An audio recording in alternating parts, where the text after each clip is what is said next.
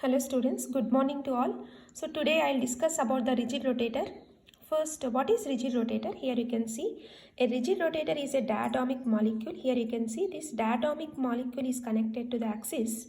This bond axis is exactly perpendicular to the internuclear axis. So here it is the rotation axis is exactly perpendicular to this bond axis and which is passing through the center of gravity.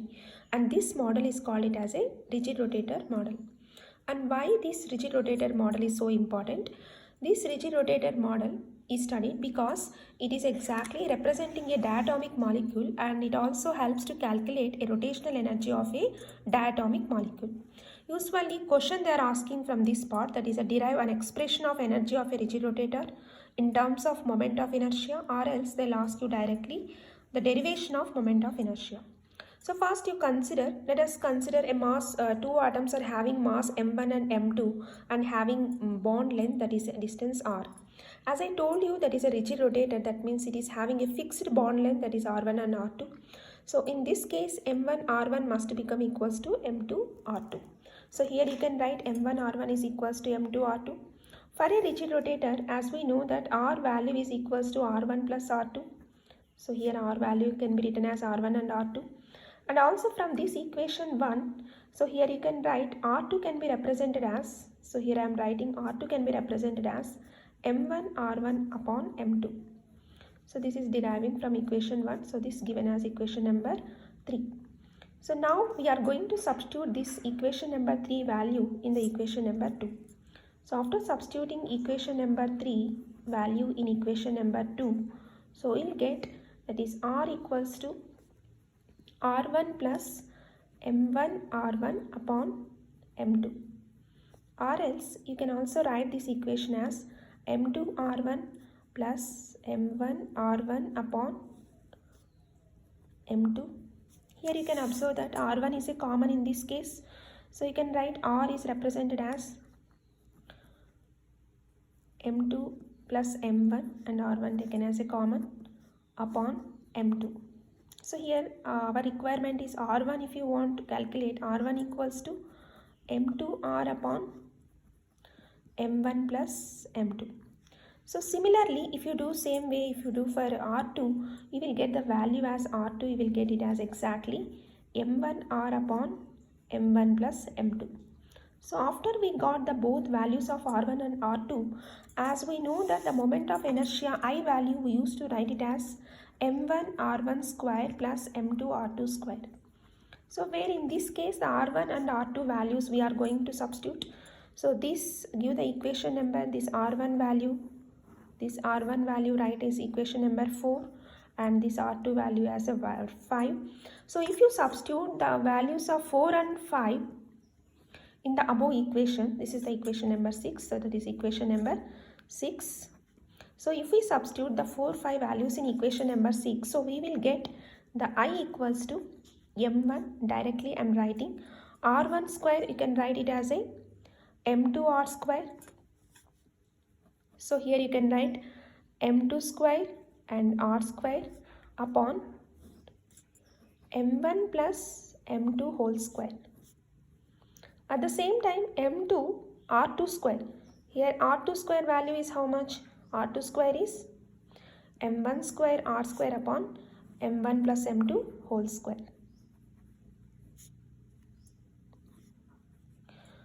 So here if you observe in these two cases, M1 M2 R square are common. You can see here M1 M2 R square are there in both cases common. So if you take it as a common M1 M2 R square, then you can write M1 plus M2 upon M1 plus M2 whole square is also a common here, M1 plus M2. So here you can get what I value, you can get it as M1 M2 upon M1 plus M2 whole square. So here it is M1 plus M2, sorry not whole square, R square. So here as we know, this is a reduced mass equation where the reduced mass mu can be represented as M1 M2 upon M1 plus M2. So we can write mu R square. So this is the moment of inertia derivation. By using this derivation, again we can derive the expression for energy of a rigid rotator. So the total energy of a rigid rotator, generally the total energy value must be equals to the potential energy plus kinetic energy, but as we know that the rigid rotator potential energy will be considered as 0. So that's why the total energy will become equals to only kinetic energy component. So E can be represented as it is having two particles which are having masses m1 and m2. So we can write the kinetic energy is the addition of half m1 v1 square plus half m2 v2 square. As we know that it is showing certain angle and the velocity can be represented it as angular velocity. The normal we will say velocity, but here it is showing some angle. So the velocity v, the terminology v can be represented as angular velocity, so can be written as r omega. So if we substitute the v as r omega in this case, in these two cases, so you can write the energy value can be written as half m1 r1 square omega 1 square or omega square, this is angle, and m2 r2 square and omega square.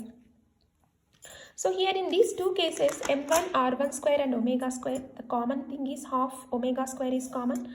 So if you take it as a common, so half omega square, which is m1 r1 square and m2 r2 square, which is further equals to the I square, that is a moment of inertia, I. So you can write I omega square. So this is actually the energy you can write. But as we know, the momentum here, it is the momentum is angular momentum rather than linear momentum. So angular momentum L is equals to the I omega. So here from this equation you can derive omega as L upon I. If we substitute this omega value in the above equation, so the total energy value E will become as half L upon I whole square I. So here you will get it as L square I upon 2I and multiply with I. So here the total equation is going to become as L square upon 2I. So this is the energy equation, L square upon 2I. If you observe here, the L square upon 2I is the energy value for a rigid rotator. Rigid rotator energy value, that is L square upon 2I, where L as written as angular momentum. So the value can be written as h upon 2 pi under root of j into j plus 1. But here it is L square, so you can write it as h square 2 pi square j upon j plus j multiply with j plus 1. If we substitute the L value in the above equation E, so we get the value of E can be written as h square 8 pi square I j multiply with j plus 1. So here if you observe, this all can be written as a constant, that is call it as a rotational constant B. So the total energy E can be written as Bj into j plus 1. So if you write in that case, so each subsequent energy levels here you can see it is getting separated by 2b, 4b, 6b and 8b rotational constant energy difference. And also the subsequent energy levels are getting separated by the gap is 2b, it is a constant. So the final, the rotational rigid rotator model energy value we got as j plus 1 b. So thanks for watching this video.